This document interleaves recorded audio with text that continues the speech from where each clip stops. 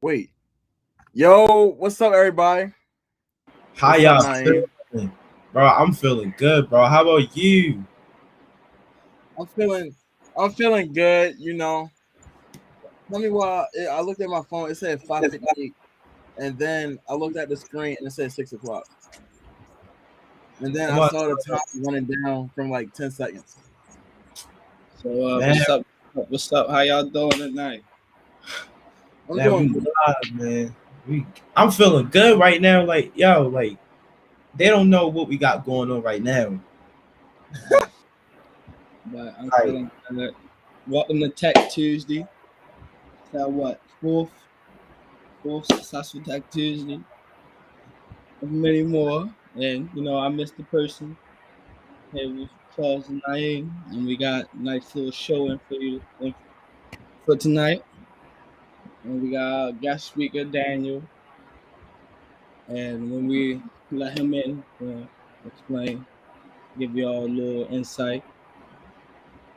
We're gonna let our guest speaker on in around like 10 minutes. We kind of want to let y'all know like the agenda of what we doing and stuff. I'm gonna kind of introduce myself a little bit. Naeem gonna introduce himself. Mr. Person gonna introduce himself, and we're gonna talk about Data Trail. We're gonna talk about our plan for this Tech Tuesday and all that. So, um, yeah, either man. start. Say what again? I said either one of y'all want to start it off. All right. So, Mr. Person, I work for John Hopkins. So I work in the biostatistics department and with a program called Data Trail. And Data Trail, for those who don't know, is a no-cost 14 paid week initiative for young adults with a high school and GED qualifications.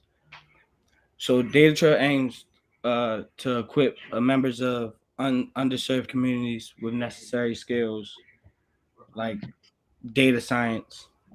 And most people don't even know what data science is, but it's in everything they do, everything they take part of. Like, for instance, like your pictures on Instagram, like your posts on Facebook, all that is in terms of data science. So we better better help better their understanding. Man, Mr. Person, I don't even know what data science is. Can you let me know what data science is? Like, just a little example of what it is. Well, data science is something like like coding, basically like understanding how to talk to your computer. So basically, is to sum it up, data science is a into this I cannot pronounce words into this I hate this, but it's a field that uses scientific methods and algorithms and systems to extract knowledge and insights from structured and unstructured data to apply knowledge and actionable insights from a broad range of applications and domains. Basically, like, so to sum it up, basically it's telling your computer what you want to do and how to do it and how to send it to other things, like how to send a better understanding on how to send pictures through the internet than just posting it. It's like understanding every aspect. That's how I got it from when I learned it.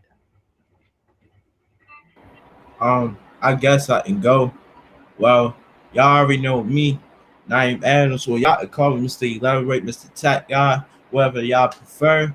But yeah, I got into data science, you know, like for a while now. I've been, me, I'm the tech guy, so I know what to do. Like, Mr. Person said, when it comes to data science, not only, you talk to your computer, but your computer collects the data for what you're doing. It could be from you typing in something, anything. So that's what we want to actually that's what the data trail is about, you know, and things of that nature as well. And I work with the advisory board, successful youth group, and I work with young successful leaders as well. And I'm a heartbeat within Heart Smiles. Like Miss Johnny said, it ain't just a promise. I mean, it ain't just a program, it's a promise. So everything she say or she do It's no lies, but always truth be told. All right. Thank you, Naeem. And what's up, Dorian? We see you in the chat, bro. So most of y'all know me, but my name is Charles. I'm 16. I'm here repping Heart Smiles. And I'm your favorite heartbeat, your favorite mentor.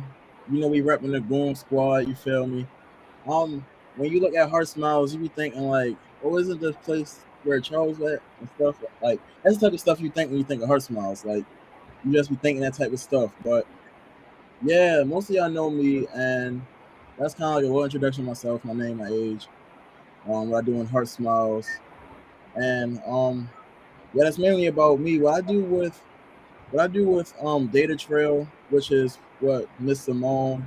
I know y'all know her. She got y'all favorite session on Success Sessions, the 10 a.m. one. Miss Simone and Mr. Person, they work with Data Trail, and they kind of invited me and Naeem along to kind of inform you guys on what data science is and things like that. And yeah, so Mr. Simone, we working it behind the scenes, while me, Naeem, Mr. Person, right here rocking it on the screen. And yeah, and about 6 minutes, 4 minutes. My math is horrible right now, but in about 4 minutes, we're gonna get our guest speaker on here, and yeah, we're gonna get it rocking on today's topic. And Naeem, I'm on a 10 right now. You feel me? I'm feeling good. I woke up and blessed. So Man, I'm above 10. And remember, y'all, when we have our guest speaker on here, always welcome at all times. And actually, you can ask questions in the chat, and I will throw little questions in there if you don't got any questions in mind. So we want to keep it interactive, more involved, and more engaging. Let's go. You feel me? my man Dorian said he feeling at 8. And how you feeling, Mr. Person? I'm on like a 9 right now. I ain't at the 10 yet. We almost there, but I'm at a 9 right now. I'm feeling good. My man's Josh Jacobs said he feeling a 10. I'm feeling a 10 because I'm blessed to be woke up. You feel me? 7.5. We need to hype that up. Man, Santana, man, if you need to talk to somebody, man, we here. Like we wanna actually make you hype because 7.5. I get it, but man, you got that energy. You got it. You got it. to do better. You good, Santana? Why you feeling a 7.5? Why you not feeling 10 right now? And Dorian, why you feeling a 8? And Naeem, why you feeling the what you feeling?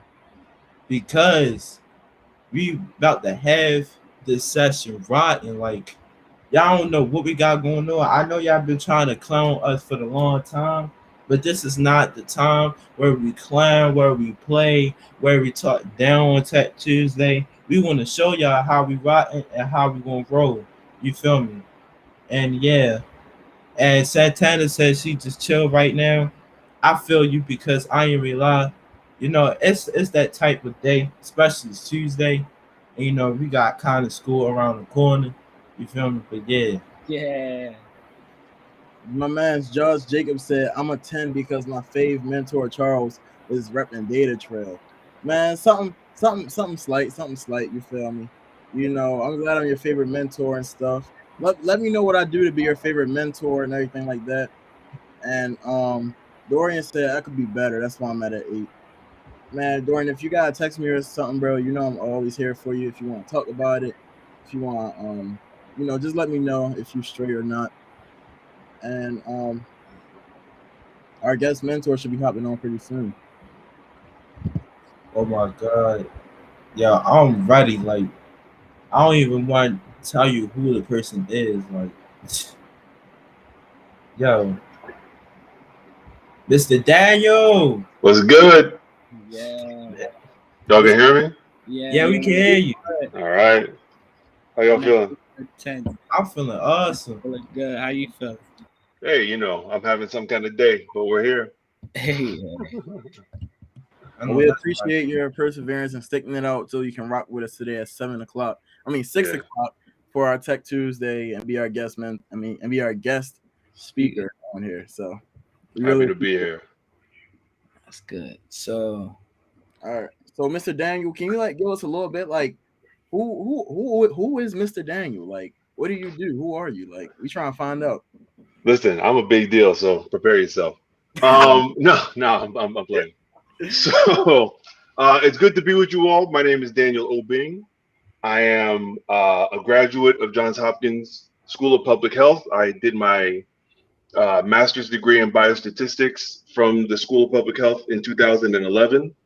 And since then, I've been working as a biostatistician and a data scientist in a couple different places, both in pharmaceutical companies and most recently with a health technology company that's focused on oncology research. So looking at researching cancer and working in electronic health records. So yeah, that's who I am. I love math. I love statistics. I love data science. I love everything about it. I love computer science. I love programming. So I'm happy to be here. I'm happy to talk to you all. That's actually what my I'll be trying to get into computer science and stuff like that. Go to the chat. Josh Jacobs said you're my favorite because you keep it real. Well, you know I keep it 110 every time. Spin around the bend, you feel me? But so Mr. Daniel, so I want to ask, did you know about data science before you got into it? Absolutely not. Absolutely not. So growing up, I was always I love science, I love math, right? Those were my strengths. And so in high school, I took all of the AP classes, AP chemistry, AP biology, AP physics, all that AP stuff, AP calculus, but I didn't really know what to do with it. When I went to college, I focused on engineering, specifically bioengineering. So I was trying to grow tissue in petri dishes in the lab and grow different body parts and that kind of thing. I did sickle cell research. I don't know if folks know what sickle cell disease is. It's a blood disorder that affects a lot of African Americans and people of African descent. My brother and my sister both have sickle cell disease. So I did research into sickle cell disease for a while, but ended up taking a job after college in pharmaceuticals and just working in a lab, doing lab research, running different experiments. And as a part of that, we would generate data that we needed to analyze. And so I spent about 4 years doing that and realized after a while, I hated working in a lab, but I loved analyzing data. So then I started Googling. And so I'm 25 at this point, 23, 24, 25. When I first started Googling, what can I do if I just want to mess with data all day? If that's all I want to do. And it turns out there's this thing called statistics, and you can get a degree in statistics and then go off and be a statistician. So we were living in Baltimore, still live in Baltimore. So I went to Hopkins, and that's where I first kind of encountered all the things you can do with data science and statistics. And it was like a kid in a candy store. I wanted all of it. I loved every minute of it. Right. Let somebody else do the experiments. Let somebody else generate the data. We're going to sit down and understand what's going on. Right. They're going to come to us for that. And so, yeah, it was in my 20s when I came to learn about data science. You all have probably 15 years on me learning about this stuff and talking about this stuff. I had no idea what it was when I was your age. No clue. Well, you know, Heart Smiles actually have partnerships with Hopkins. I work on studies with Hopkins, 2 studies, kind of one for mental health and then another one for COVID-19. Really? So I came from a meeting talking about mental health and things like that, and then hour before that, I was talking about COVID-19. So you see, and tell me again, Charles, how old are you? I'm 16 right now. You see, I mean, I'm afraid of what you all are going to do. If you're doing that at 16, I'm terrified of where you all are going to be when you're my age. But it's going to be good. This is good. And I got a question. What did you learn from data science? I think what I learned is that there's a lot of information in the data that you need that's there that can be informative, that can drive research forward, but you have to know how to look for it. And the thing is that most people don't know how to look for it. They get a lot of data and they just started messing around and thinking that they understand what's going on. It's an art as much as it is a science. Learning how to interpret, draw correct conclusions, to think critically, to question your data. to learn. So for me, and actually, I teach at Hopkins as well. For me, what's most exciting is helping someone understand how I can take 100 rows of data and learn something that might change a patient's life. Mm. Right? I'm not a doctor. I can't go and treat you in a clinic. I'm not a scientist. I'm not working in a lab, but I can learn things from the numbers you're generating that could change somebody's life. That, and I get to do it from my home at a computer with my headphones on, listening to music like this. Why you would doing anything else? I don't know. I don't know. Yeah, so that's pretty cool. That's another big reason I want to get into computer science. Like, I can sit at my house, code, and you know, when you're doing that, you're working with people that you never even met before, but then you kind of like on projects with them sometimes. I mean, I'm not saying you can't meet them, but I'm saying like that's how I go a lot of the times. I was talking to my teacher about it. And yeah, that's how we're living now via COVID, right? In this time of COVID, for the last year and a half, I haven't seen a single coworker in person, but we're still productive. We're still moving things. We're still getting things done. And so now you guys, by the time you are where I am, or I mean, by the time you're my age, you guys will be senior VPs and senior directors and all kind of thing. You know, the way you at the pace you're moving. But at that time, you'll be working with folks in India, folks in China, folks in Australia, folks in Europe. You'll be able to, your colleagues, your coworkers will be all over the world, right? Because this profession allows you to engage with people because we can do it virtually like this, anywhere and everywhere at all times. Yeah, access to data, the ability to share and communicate and collaborate. It's so easy. So it's a great field. And now I see Naeem asked a question for some people in the chat. Wait, were you going to touch on that, Naeem, or were you going to say something different? I was gonna actually well, that's for the people in the chat if y'all want to answer that question. But I did really I definitely agree with you and stuff like that. Like, you know, like one of the main reasons why I started getting into data science or computer science, because I did it when I was in first grade. So it's like I always had technology as my resource. Like I always have it on every grade and stuff like that. And yeah, like I've been knowing computer science for a very long time, so I'm not very much new to this, but I'm still learning. But I do want to actually before y'all before I go to the next question, do anybody want to say anything before I move forward? So before you went, I was going to touch up on Dorian answer because you asked the question, did you ever get involved in data science? And Dorian said, I think we all are, whether we are aware of it or not. And that's kind of what Mr. Person was saying in the beginning of our session, where he was like, sending Instagram pictures, playing Madden, you got data science right there. You this restream that we on right now got data science. Almost everything technical is coding. So yeah, Dorian was right about that. And Santana said, yeah, she did in one of our classes. That's kind of how I learned about computer science in my 8th grade class. I did a little bit on code.org, and then I got a little bit more involved in it in 10th grade. But I didn't learn a lot because it was virtual, but yeah. Yeah, I mean, I'll tell you today. I was in a meeting, and we were talking about ice cream of all things, right? So I Googled real quick of this one brand of ice cream somebody was talking about. 5 minutes later, I pulled up my phone, looked at Facebook. The first ad was for that very brand of ice cream. That's data science.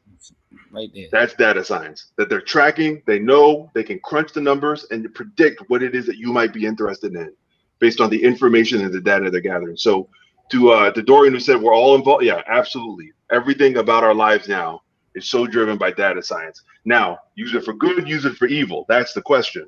But it's all data science. Yeah, that stuff. Now they be asking you whether you want to track it or not. But either way, you allow it or not, they still gonna do it. But, they're still watching.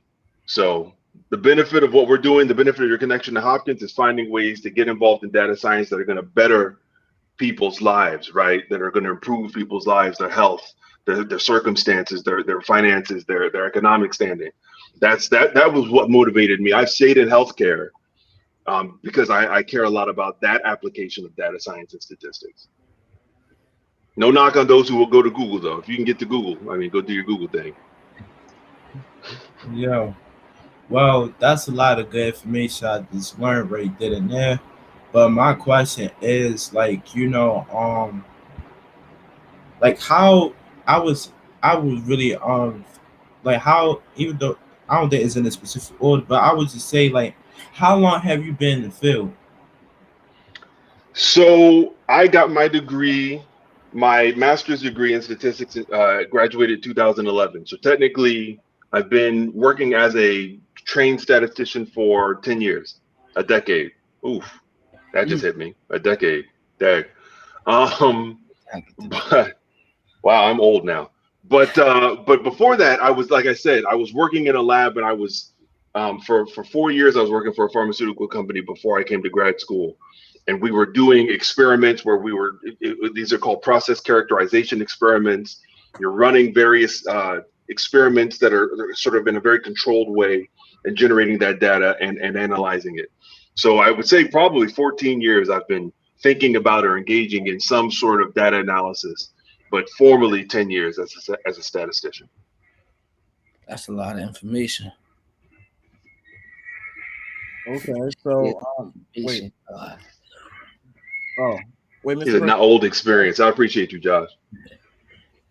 Was I cutting you off, Mr. Person? Oh, no. Go ahead. Oh, okay. So our next question that we wanted to ask was, like, did anybody help you, or like, did you have any mentors within the field of data science, or were you kind of like just self-taught and you just wanted to you knew you were good with STEM, you just wanted to get into it, or was it like a mentor or something that helped you get into it? I didn't have any one particular mentor. I was blessed to have had a couple of really good teachers. A couple, and I'm blanking on my AP Bio teacher's name. He was the football coach as well, and he would just sit there and bark all kind of science at you, and it was terrifying and interesting at the same time. But I think what it was, particularly, and as I think specifically about data science, at Hopkins, I'm specifically thinking of there's a professor there, John McGreedy. Mr. Person, you may know John. Yeah. I TA'd. I was a teaching assistant for John my second year, and I saw him teach a group of public health students who don't know anything about statistics. I saw him teach, and if you've met John McGreedy, he is all over the room when he teaches. He's walking left, he's going right, he's jumping up and down, he's sweating, his shirt's coming out, his tie's getting loose. But he was talking about statistics, and these folks were soaking it up. They were getting it, and I was fixated. And so the class that I teach now for Hopkins is the same course that he taught that I TA'd for. And that I found just that watching him engage people who were afraid of data science, who think, oh, it's all numbers and math and I can't do it. You absolutely can. Yeah, maybe you're not going to do the analysis, but you can understand more than you think you can if I can present it to you in a way that you can sort of digest. And so for me, that was pivotal, right? For me thinking about, okay, right now, yeah, I work for a health tech company, but can I maybe one day, I'm still thinking about what can I do when I grow up? Can I one day find myself in a situation where I'm teaching full time, where I'm teaching people statistics, I'm helping them understand data science in ways that they wouldn't otherwise think they would, right? Because there's a lot of people who could do this thing, but they're afraid. They think that you have to know a lot of calculus and you have to be so great you have to know numbers off the top of your head. Right. It's not that. Can you reason? Can you think clearly? Can you ask difficult questions? And are you okay with numbers? You got a future in data science. Exactly. And that's exactly how I felt in the position that I am. Because the position that I'm in, I was a student. Mm-hmm. Now to be the teacher that enlightens everyone else, it's wonderful. Because a lot of people, it's not going to, like just how I was. Because when I first heard about it, I just, that ain't nothing. But I got to learn it and got to know how to do everything. And I loved it. Like, it's easy to me now. I now know how to educate others that they understand. Yep. So I completely understand how you. Yep. It's pivotal. It's pivotal. Seeing the light bulb go off when you see somebody understand something they didn't get.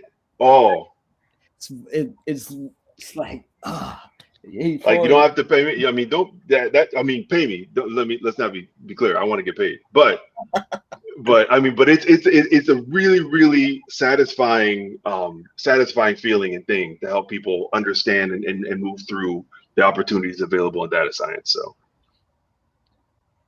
that's how a lot of things are. Like even not in data science, like people knock it before they try it. Like that's why don't knock it before you try it. Like yeah. Just taste it a little bit, and if you don't like it, then you can. That's fine. It's not for everybody. Not everybody needs to be a data scientist, but some of y'all think you can't do it. You're going to find out that you can, and then everybody's going to be working for you, right? Yeah.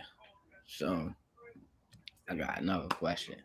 Mm-hmm. So when like, what was it hard for you to get to there, like to get to the point to teaching others? I think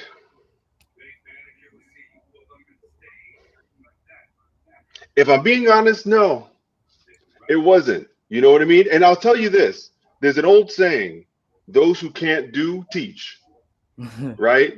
The idea of being there that like if you go out like all the football coaches, they're coaches because they can't actually play. You know what I mean? But you can coach. I don't think that's necessarily the case. But for me, I was never as interested in the doing. Right? I find the doing interesting. I find it satisfying. I enjoy my best days are the days when I get to sit down at some code from 9 a.m. to 5 p.m. and no one's gonna bother me. And I can do what I want. I'm just exploring and I'm building. That's my best day. So I like doing, but something about teaching. And when I was in school, and some of you all may feel this as well when you're in class, the teacher's teaching something, and I was constantly thinking, I could teach that better. I could approach that better. I think I could explain that better, right? And so and then when you get the opportunity to try it, right, as a TA, you go to a TA session, and someone asks a question. It's like, here's how I would explain it. I know he said it, but let me try this. And they go, oh, now I get it. Boom, done. I'm sold. That's what I'm doing now. So I think for a lot of us, we have the ability to think about, how do I communicate something in a way that someone who doesn't think they can understand can understand? Mm-hmm. And that's something that I feel like I've been gifted with, right? I don't have I'm not the best mathematician. I'm not the fastest coder. I'm not the most efficient programmer, but I think I can explain things. I can think and sort of take apart a concept and then put it back together and again in a way that's helpful for someone else. And if you have that skill set, if you see that in yourself, teaching and education is a great opportunity, right? I mean, you hear Mr. Person saying how great it is to have been a student and now be a teacher. Mm-hmm. I think that's it. If that's as noble and as great a calling as anything else you could be doing. That's so. Oh, my bad, Mr. Person. Definitely, I definitely understand. That's why I asked, because I kind of take a liking into doing it. If you're doing it, you do it well. It's probably in you. It's probably in you. And I see how you ain't even have an interest in doing it, but now you love it, and that's how I'm feeling. So that's a good thing to know. Right. So I had a question for you. It's I wanted to ask, like, so you say it wasn't really hard and stuff, but like, did you have any hardships like going through it at all? And if you did, like, what kind of kept you pushing? Like, I know motivation, it doesn't really last that long. So what kind of disciplined you to keep you going on what you were doing? Like, how did you what was keeping you on track? Yeah, no, that's a great question. That's a really good question. So like I said, I am very interested in this field, but I am not the best mathematician by any measure. And when I went back to school to do this statistics degree, I was definitely the oldest, if not one of the oldest people in my class, right? I'm dealing with a bunch of kids who are 5, 6 years younger than me. They're getting the math. They're moving through their assignments. And I'm sitting there like, wait, hold on. Back up. Where do you put the one? Not like, how do you now, which order do you do the operations? I was struggling to get through. I was not sure that I was going to make it. At the end of your first year, there's a big test you have to take, and you have to pass the test in order to continue on and finish the degree. I had to take the test 3 times, right? Because I kept getting one of the questions wrong. They kept saying, try it again. I think for me, what keeps me going is that I decided this is the thing I wanted to do. And so as long as you're willing to give me the opportunity to get better at it, I'm prepared to put in the work to get better at it, right? If you'll give me that space to do it, I'm gonna show you I can, right? But I need that space and that opportunity. And so I'm thankful, right? Other schools might have said, oh, you failed. Thanks for your time. We got your money. We'll see you later, right? Try again. But Hopkins, they kept offering that opportunity. Okay, try it again. Now you're not getting it quite. Try it again. You know, think about it carefully. And when I passed, they said, great, move on, let's go. So I think for me, if I'm committed to this thing, and that's something that, you know, you have to come to over time. Some of us will get that earlier than others. But the idea that I've set my mind, I've set my eyes towards a task, I'm committed to this thing. I need to get this done. So then once your head's there, just look for the opportunity and put all of your all into it. That's what I had to do in order to get through all of this math I just could not get my head around. And I had friends, classmates who were prepared to help sit with me and help me think through the things that I didn't understand, right? So you have your squad with you that's like everybody is trying to get the thing done, right? And I can help them, they can help me. But yeah, I think that was one of the toughest things. I've never really struggled like I did in that graduate program, trying to understand how to get through stuff. But I did, right? And now I'm making all kind of New York money. So it works out, right?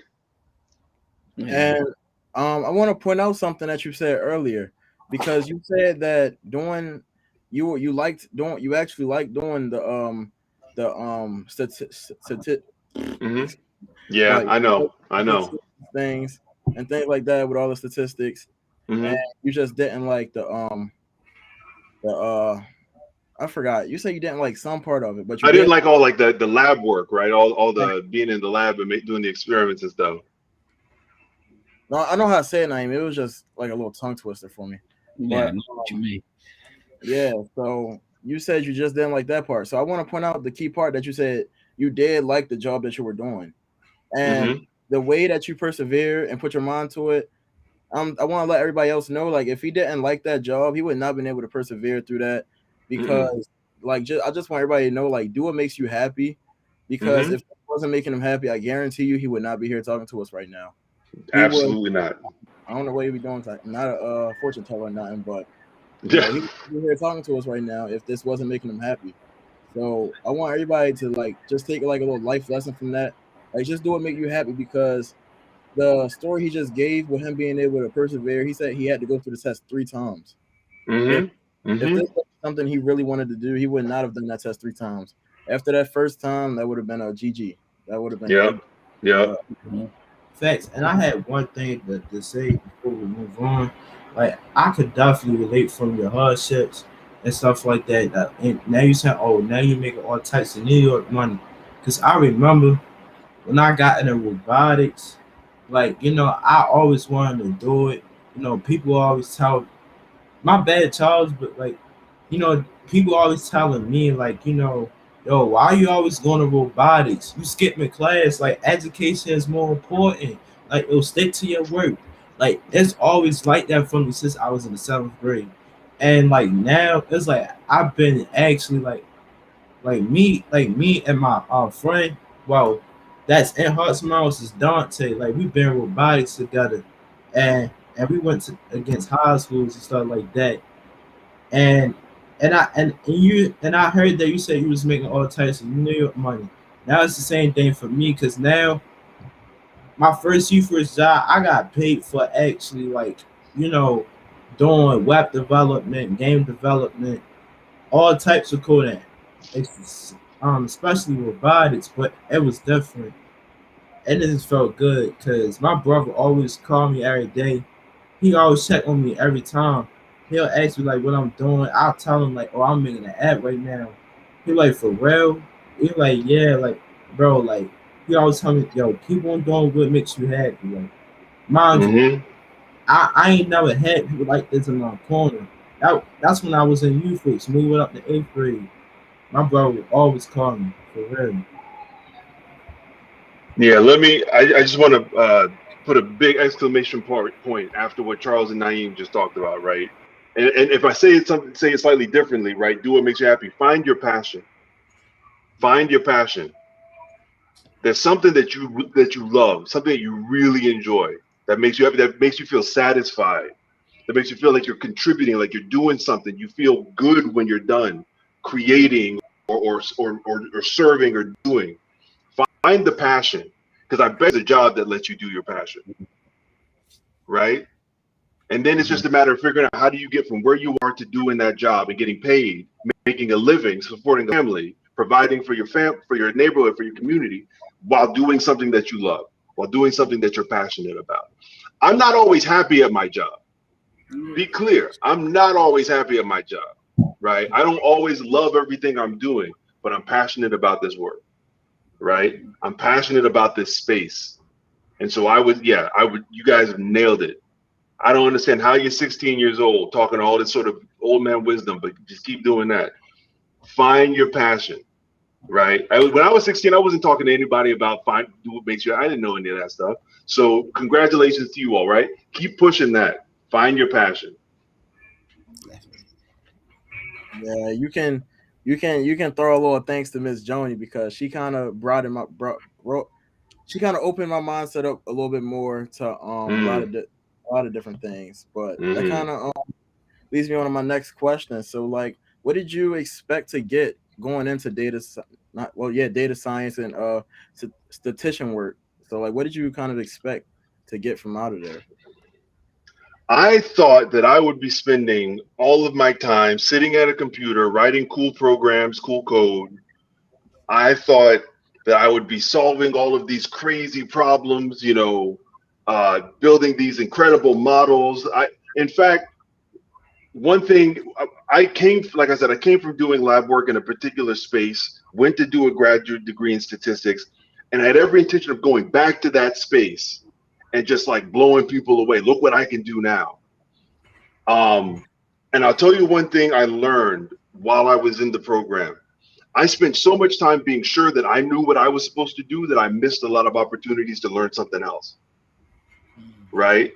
So there were some professors at Hopkins that were doing some really cool research that I was like, oh, maybe I might be interested in that, but no, I'm gonna go do this thing. I'm gonna go back and show them how I can do X and Y and Z. Right?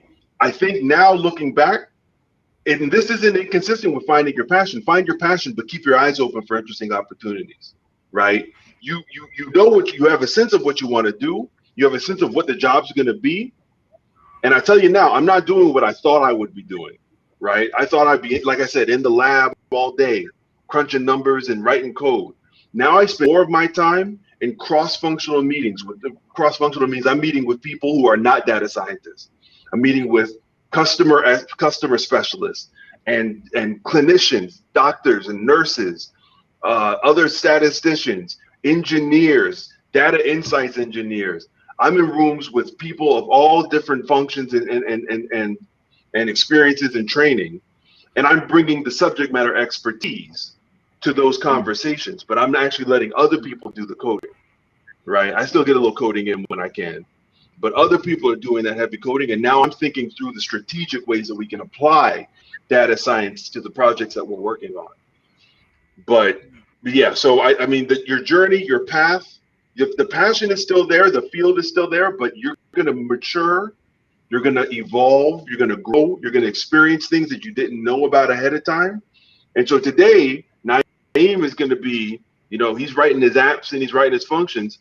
20 years from now, Naeem is the chief operating officer of a big tech company, still in the passion, but he's thinking about the financials and about the strategy, right? Not just but then maybe he's still writing code, and that's dope too, You know what I mean? But be open to those different opportunities that may show up, because you don't know what interesting left turn they're going to take you on, and you're going to find a whole new way to express the thing you're passionate about.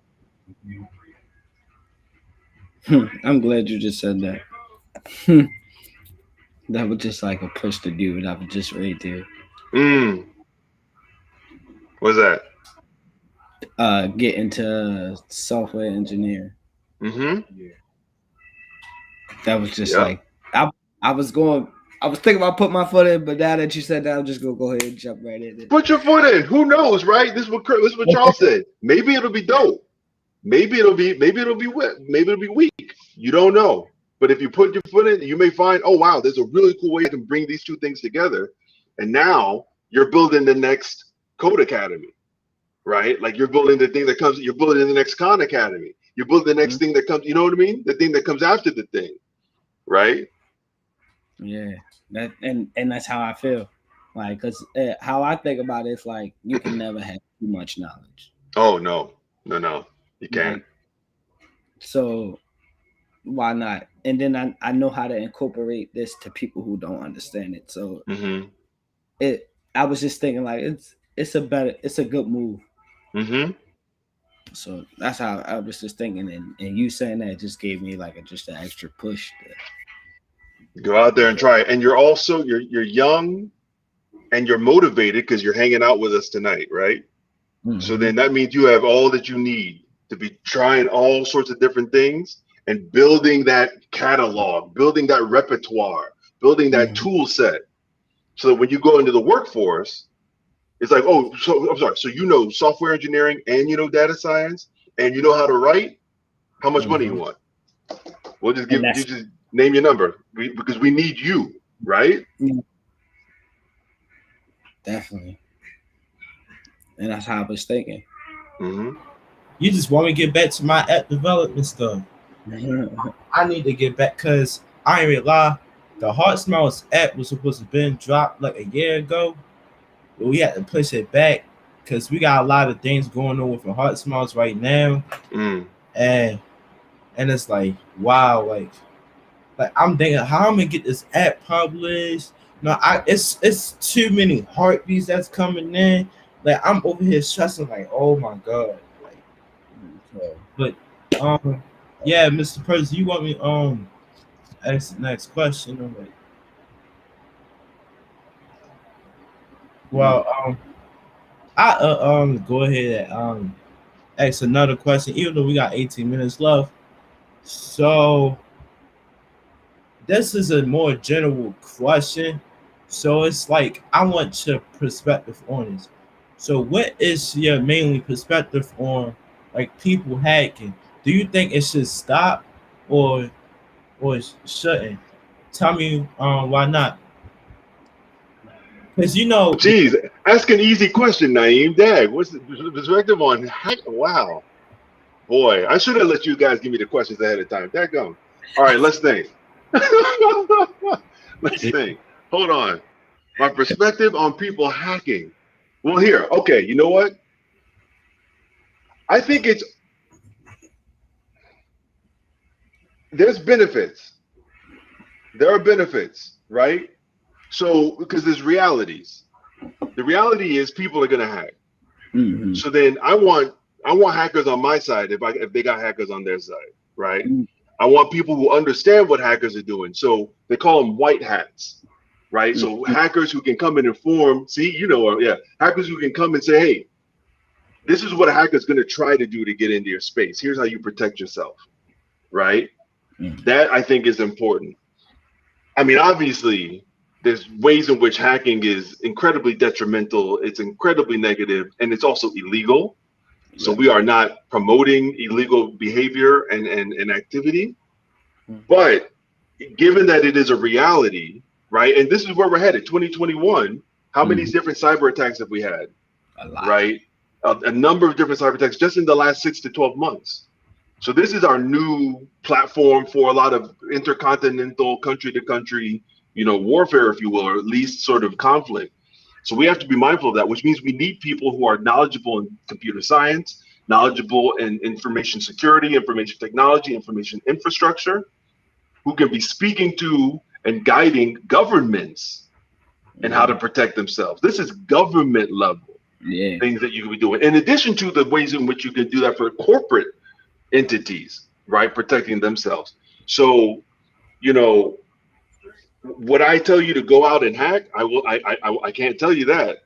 But if you can learn through whatever means, preferably legal means and appropriate means, what ways we can protect ourselves. I mean, it's just a necessary evil nowadays, it feels like. What do you think, Naeem? What do you think about hacking?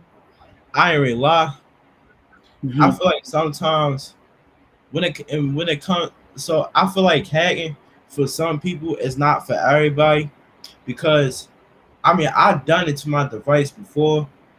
Like, you know how people pull IP addresses from a simple thing they could give off. It could basically be off a link or whatever. It's not even a secret, but it's like, not only you, like, I used to talk about the benefits, but I want to talk about the consequences, because everybody like to boot each other offline, such and such. But you don't know what will happen is, with the device you using, you pull a somebody IP address off and you put it off there, the device you're using not only is going to cut your internet off, but everybody in the household internet off, depending on how long you set it on.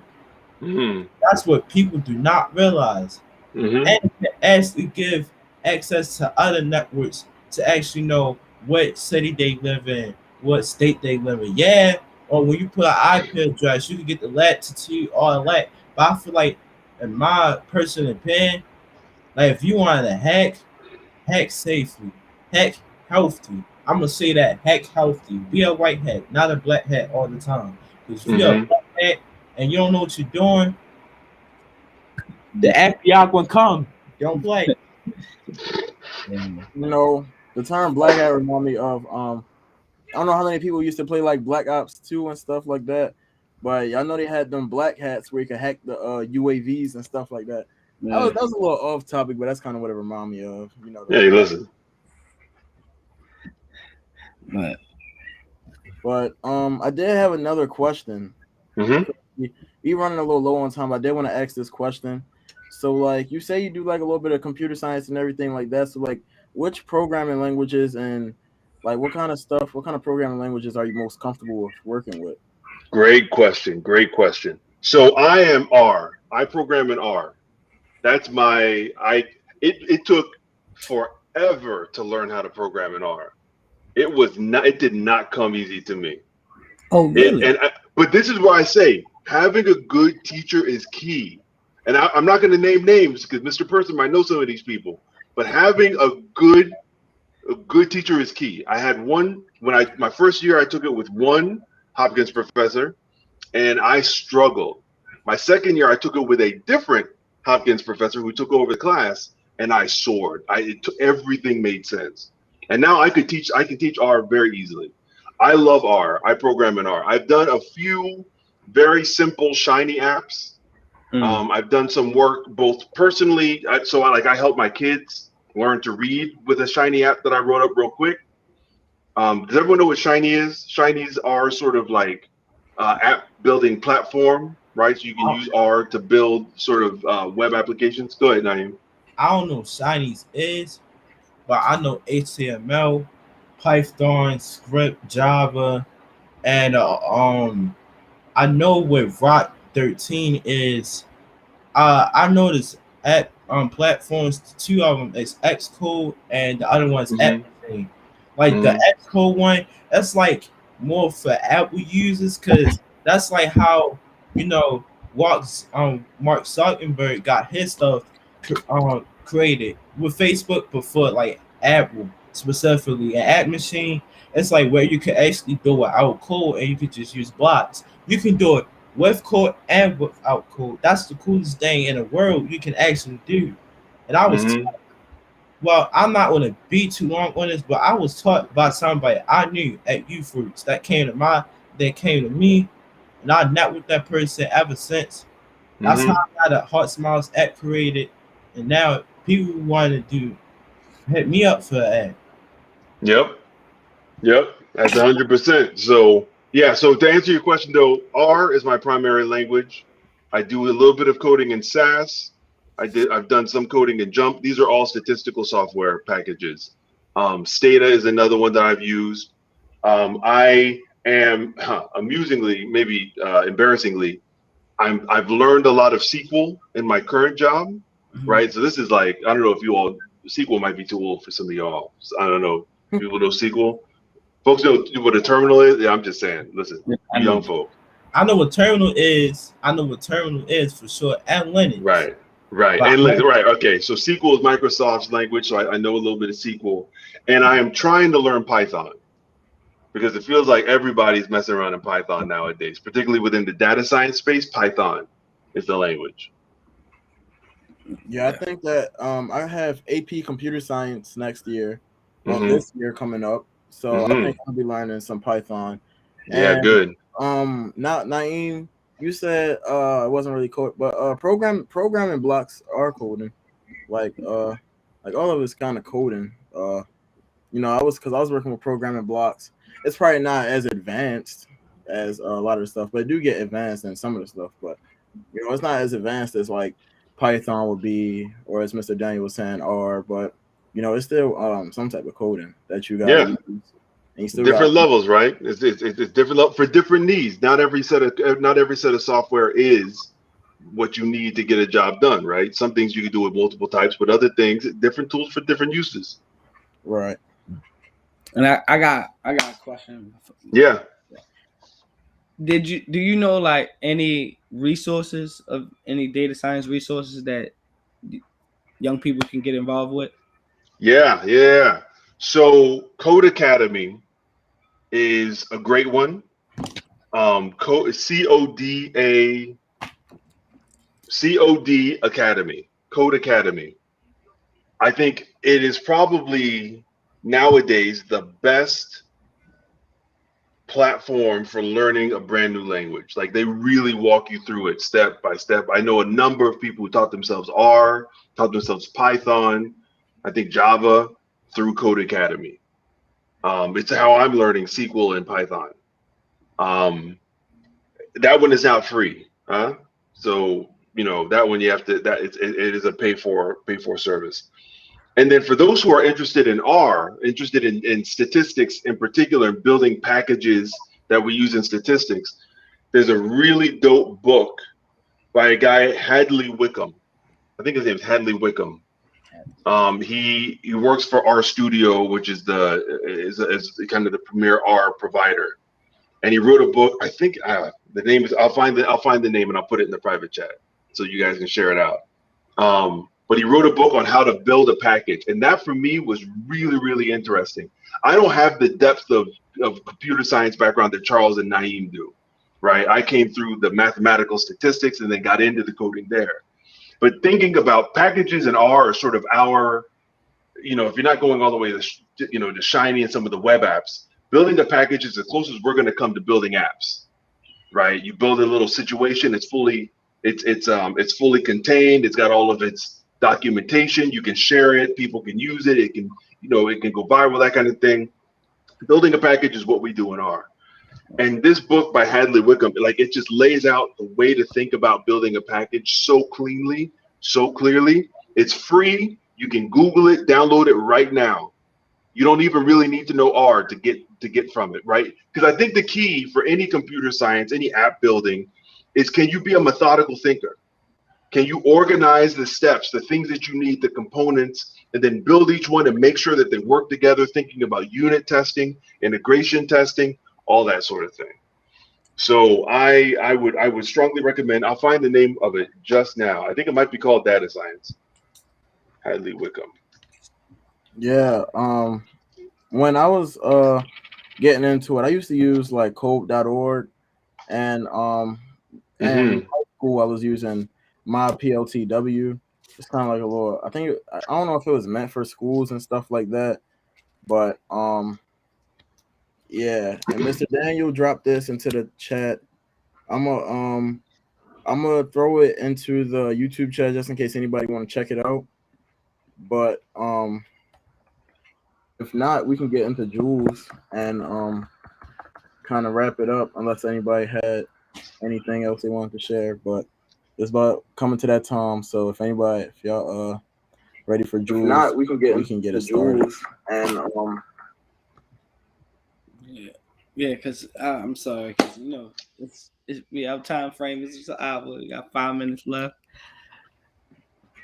So we started off with man's right here, Charles.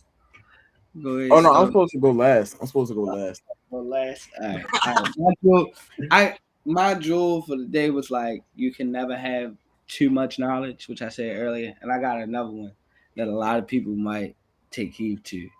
Never make permanent decisions off of temporary emotions. So that was the one. I'm gonna just sit back and let that one breathe. I'm sorry. I'm gonna sit right here. I'm all done. That's a saying I use a lot for myself. So I see you, Mr. Person. I gotta stand up for this one. Hold on. So look, all right, I gotta stand up for this one. So look, all right, hear me out. My jewel is, you know how Thanos always say when he claimed the Infinity Stones, all of the Infinity Stones, it's like completing your goals, right? That one quote that always stand out to me when he said, reality could be anything I want. It don't matter what I put my mind into or anything. What I want, reality could be anything I want. And stuff like that. And I could do what people think is impossible. So never let up. And so I would just say is, you can get your goals done, and reality could be anything you want. Set them and get them done. Yeah, that's my jewel. I just stand up for that one. Jeez, I'm glad you did. You said Thanos, when Thanos got the Infinity Stones.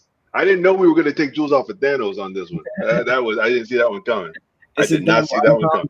It's a double entendre. It's a double entendre, right? With Thanos, you got to do it off of Thanos. Yeah. I see what it's doing. Hey yo. But Mr. Dad, so you remember what the jewels were, right? I do. Okay, cool. All right, so here's my jewel for all of you. My jewel is, you have a purpose. You have a purpose. There's something that you're here to do. It may be data science. It may be caring for somebody. It may be helping someone. It may be asking an important question. It may be coming up with an incredible idea. You have a purpose. There's something that you're here for, and you don't know I don't know that you'll know what it is. Some of us discover it. Some of us, it's an interaction that you're going to have while you're doing something else. Right? Maybe what Naeem said to you just now about Thanos, it's going to implant inside your brain, and 10 years from now, it's going to reap fruit. You have a purpose, right? So constantly, as you're interacting, as you're exploring, as you're pursuing, be thinking about, how is this might be my purpose. How do I treat this thing I'm doing if this is what I'm here to do? That's my jewel, but it's not Thanos, so I don't know. You stack them up, you see which one you like better. That's all I'm saying. He said he brought Thanos. I don't understand. Anyway, Charles, you go ahead, Charles. All right, so my jewel, I should have let Mr. Person come with his jewel last. I knew he was gonna be hitting like that, but my jewel is walk your own path and don't let anybody else kind of get in the way of it. Like, you are always gonna outgrow somebody. That don't mean you being rude or selfish. It's not selfish to care for yourself. Self-care is the best care. So, do what you gotta do. And Mr. Daniel living proof of it. Do what makes you happy. Like, a lot of things are going to be just coming after you. So just do what you want to do in your life and do what's going to make you happy, because the money going to always follow.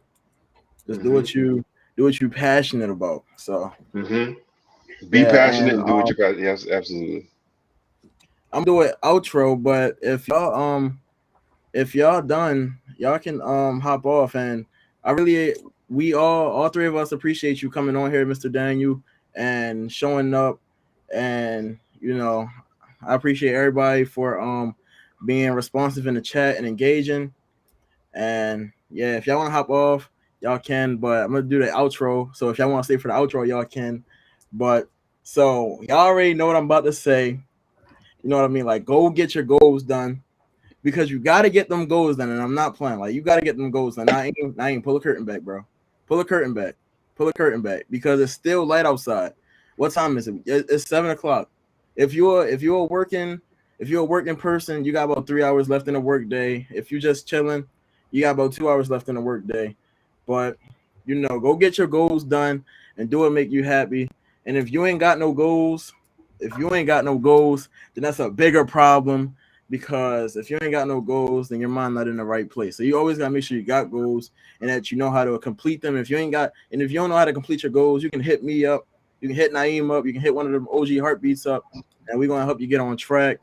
So if you ain't got no goals, that's a bigger problem. And we out of here, you feel me? So Peace. Have a good day. Thank you. Have a good night.